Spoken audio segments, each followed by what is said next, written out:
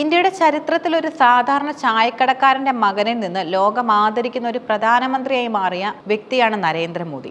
അദ്ദേഹത്തിന്റെ രാഷ്ട്രീയ ജീവിതം അസാധാരണമായ ഉയർച്ചയുടെയും വെല്ലുവിളികളുടെയും അശ്രാന്ത പരിശ്രമത്തിന്റെയും ഒരു കഥയാണ്. ഈ യാത്രയെ നമുക്ക് പ്രധാനപ്പെട്ട ഘട്ടങ്ങളായി തിരിക്കാം. രാഷ്ട്രീയ സ്വയംസേവക സംഘം ഗുജറാത്ത് മുഖ്യമന്ത്രി പദം, ഒടുവിൽ ഇന്ത്യയുടെ പ്രധാനമന്ത്രി പദം.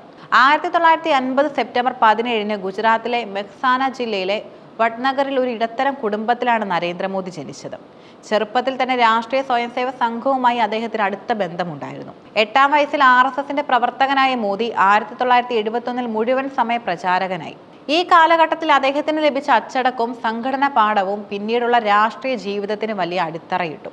1975 അടിയന്തരാവസ്ഥ പ്രഖ്യാപിച്ചപ്പോൾ മോദി ഒളിവിൽ പോയി സംഘടനാ പ്രവർത്തനങ്ങൾ ഏകോപിപ്പിച്ചു. ഈ കാലഘട്ടത്തിലെ അനുഭവങ്ങൾ അദ്ദേഹത്തിന്റെ രാഷ്ട്രീയ വീക്ഷണങ്ങളെ കൂടുതൽ ഉറപ്പുള്ളതാക്കി. 1987 അദ്ദേഹം ഭാരതീയ ജനതാ പാർട്ടിയിൽ ചേരുകയും ചെയ്തു. പാർട്ടിയിൽ അദ്ദേഹത്തിന്റെ കഴിവും സംഘടനാ മികവും പെട്ടെന്ന് ശ്രദ്ധിക്കപ്പെട്ടു.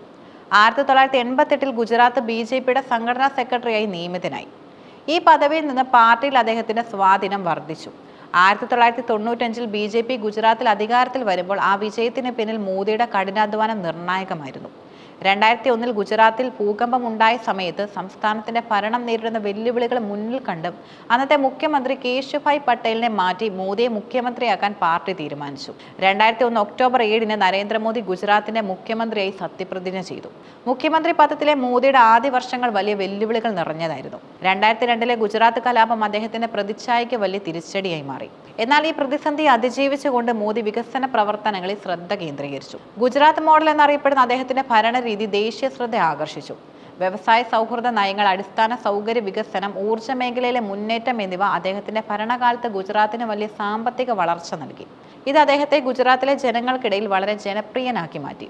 2002, 2007, 2012 വർഷങ്ങളിലെ നിയമസഭാ തിരഞ്ഞെടുപ്പുകളിൽ അദ്ദേഹം തുടർച്ചയായി വിജയിച്ചു. ഒരു ദശാബ്ദത്തിലേറെ കാലം ഗുജറാത്തിന്റെ മുഖ്യമന്ത്രിയായിരുന്ന മോദി തന്റെ നേതൃത്വ പടവും തെളിയിച്ചു. ഗുജറാത്തിലെ തുടർച്ചയായ വിജയങ്ങളും വികസന നയങ്ങളും മോദിയെ ദേശീയ രാഷ്ട്രീയത്തിലേക്കും ഉയർത്തി. 2014 ലോക്സഭാ തിരഞ്ഞെടുപ്പിൽ BJPയുടെ പ്രധാനമന്ത്രി സ്ഥാനാർത്ഥിയായി അദ്ദേഹത്തെ പ്രഖ്യാപിച്ചു. നല്ല ദിനങ്ങൾ വരുന്നു എന്ന അർത്ഥം വരുന്ന മുദ്രാവാക്യവുമായി മോദി നടത്തിയ പ്രചാരണം വലിയ ജനപിന്തുണ നേടി. കോൺഗ്രസ് നേതൃത്വത്തിലുള്ള UPA സർക്കാരിന്റെ ഭരണത്തിനെതിരെയുള്ള ജനവികാരവും മോദിയുടെ ശക്തമായ നേതൃത്വ പാഠവും അദ്ദേഹത്തിന് അനുകൂലമായി മാറി. 2014 മെയ് 26 നരേന്ദ്രമോദി ഇന്ത്യയുടെ 15ാമത്തെ പ്രധാനമന്ത്രിയായി സത്യപ്രതിജ്ഞ ചെയ്തു. സ്വതന്ത്ര ഇന്ത്യയുടെ ചരിത്രത്തിൽ ആദ്യമായി ഒരു കോൺഗ്രസ് ഇതര പാർട്ടിക്ക് സ്വന്തമായി ഭൂരിപക്ഷം നേടാൻ കഴിഞ്ഞത് ഒരു ചരിത്ര സംഭവമായിരുന്നു. പ്രധാനമന്ത്രി എന്ന നിലയിൽ അദ്ദേഹത്തിന്റെ ആദ്യ ഭരണകാലം നിരവധി സുപ്രധാന പദ്ധതികൾക്കും സാക്ഷ്യം വഹിച്ചു. Swachh Bharat Abhiyan, make in India, Jan Dhan Yojana, GST നടപ്പാക്കൽ, നോട്ട് നിരോധനം തുടങ്ങിയവ അദ്ദേഹത്തിന്റെ പ്രധാന നയങ്ങളിൽ ചിലതാണ്. വിദേശ നയത്തിലും മോദി പുതിയ സമീപനങ്ങൾ സ്വീകരിച്ചു. ലോകരാജ്യങ്ങളുമായി ഇന്ത്യയുടെ ബന്ധം ശക്തിപ്പെടുത്തുന്നതിൽ അദ്ദേഹം ഊന്നൽ നൽകി. 2019 ലോക്സഭാ തിരഞ്ഞെടുപ്പിൽ ഫിർ എക് ബാർ മോദി സർക്കാർ, അതായത് വീണ്ടും ഒരു മോദി സർക്കാർ എന്ന മുദ്രാവാക്യവുമായി BJP വീണ്ടും വൻ വിജയം നേടി. 2014 വലിയ ഭൂരിപക്ഷത്തോടെയാണ് BJP അധികാരത്തിൽ തിരിച്ചെത്തിയത്.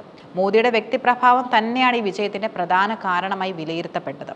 രണ്ടാം ഭരണകാലത്ത് ജമ്മു കാശ്മീരിന്റെ പ്രത്യേക പദവി റദ്ദാക്കിയ 370-ാം വകുപ്പ് നീക്കം ചെയ്യൽ, പൗരത്വ നിയമ ഭേദഗതി, മുത്തലാഖ് നിരോധനം, രാമക്ഷേത്ര നിർമ്മാണത്തിന് വഴിയൊരുക്കിയ സുപ്രീം കോടതി വിധി തുടങ്ങിയ സുപ്രധാന തീരുമാനങ്ങൾ അദ്ദേഹത്തിന്റെ സർക്കാർ കൈക്കൊണ്ടു. COVID-19 മഹാമാരി നേരിടുന്നതിൽ അദ്ദേഹത്തിന്റെ സർക്കാർ സ്വീകരിച്ച നടപടികളും ആഗോള ശ്രദ്ധ നേടി. വാക്സിൻ ഉൽപ്പാദനത്തിലും വിതരണത്തിലും ഇന്ത്യ കൈവരിച്ച നേട്ടങ്ങൾ ലോകരാജ്യങ്ങൾ അംഗീകരിച്ചു. നരേന്ദ്രമോദിയുടെ നേതൃത്വത്തിലുള്ള ഇന്ത്യൻ ഭരണകൂടം 2014 മുതൽ രാജ്യത്ത് വലിയ മാറ്റങ്ങൾ കൊണ്ടുവന്നു. സാമ്പത്തിക, സാമൂഹിക, നയതന്ത്ര മേഖലകളിൽ ശ്രദ്ധേയമായ പരിഷ്കാരങ്ങളാണ് ഈ സർക്കാർ നടപ്പാക്കിയത്. Make in India, digital India തുടങ്ങിയ പദ്ധതികളിലൂടെ സാമ്പത്തിക വളർച്ചയും സാങ്കേതിക മുന്നേറ്റവും ലക്ഷ്യമിട്ടു. GST നടപ്പാക്കിയതും കറൻസി അസാധുവാക്കലും വലിയ സാമ്പത്തിക പരിഷ്കരണങ്ങളായിരുന്നു. സാമൂഹ്യ ക്ഷേമരംഗത്ത് സ്വച്ഛ് ഭാരത് അഭിയാൻ, പ്രധാനമന്ത്രി ജൻധൻ യോജന, ആയുഷ്മാൻ ഭാരത് തുടങ്ങിയ പദ്ധതികൾ സാധാരണ ജനങ്ങൾക്ക് വലിയ തോതിൽ പ്രയോജനകരമായി. പാചകവാതകം, വൈദ്യുതി, ഭവനം തുടങ്ങിയ അടിസ്ഥാന സൗകര്യങ്ങൾ എല്ലാവർക്കും ലഭ്യമാക്കാൻ സർക്കാർ ശ്രമിച്ചു. വിദേശ നയത്തിന്റെ കാര്യത്തിൽ ഇന്ത്യയുടെ അന്താരാഷ്ട്ര ബന്ധങ്ങൾ ശക്തിപ്പെടുത്താൻ മോദി സർക്കാർ ഊന്നൽ നൽകി. America, Russia, Japan, middle eastern രാജ്യങ്ങൾ എന്നിവരുമായുള്ള നയതന്ത്ര ബന്ധങ്ങൾ മെച്ചപ്പെടുത്തി. തീവ്രവാദത്തിനെതിരെ ശക്തമായ നിലപാട് സ്വീകരിച്ച് ആഗോളതലത്തിൽ ശ്രദ്ധ നേടി.